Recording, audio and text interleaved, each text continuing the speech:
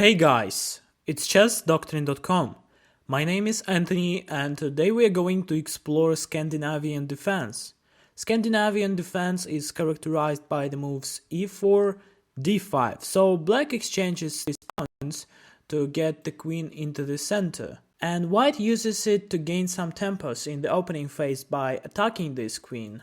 The main line, which continues after e takes d5, queen takes d5, knight c3, queen a5, d4, knight f6, knight f3, c6, bishop c4, bishop f5, bishop d2, and queen c7 is a solid continuation where both sides just develop their pieces. Instead of knight f3, white could also play bishop c4, then bishop f5, knight f3, e6, bishop d2, c6, knight d5, queen d8, knight takes f6 check, queen takes f6, kingside castling by white, knight d7, and rook e1.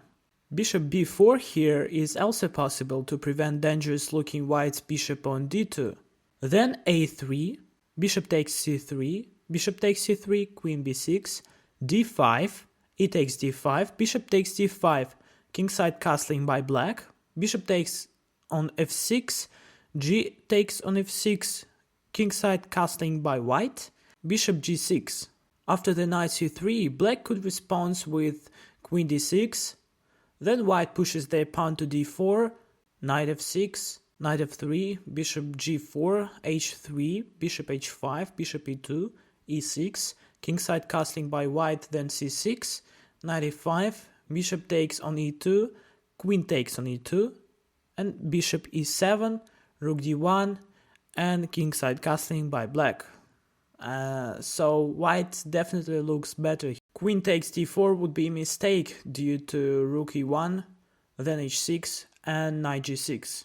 s6 also looks solid by black, then g3, bishop g4, bishop g2, h6, kingside castling by white, e6, bishop f4, queen d8, h3, bishop f5, g4, bishop h7, knight e5, knight bd7, queen e2, bishop e7, bishop g3, kingside castling by black, rook a d1, knight d5, knight takes on d5, c takes on d5, c4, then knight takes e5, bishop takes e5, and despite white's activity, it is an equal position. Unambitious queen d8 after knight c3 would be met with d4, knight f6, knight f3, bishop g4, h3, bishop takes on f3, queen takes on f3, c6, knight e2, e6, g4, queen d5, and bishop g2. Knight f3 is safe but passive at the same time, choice for white. Black responds with knight f6, then d4, bishop g4, bishop e2, and knight c6.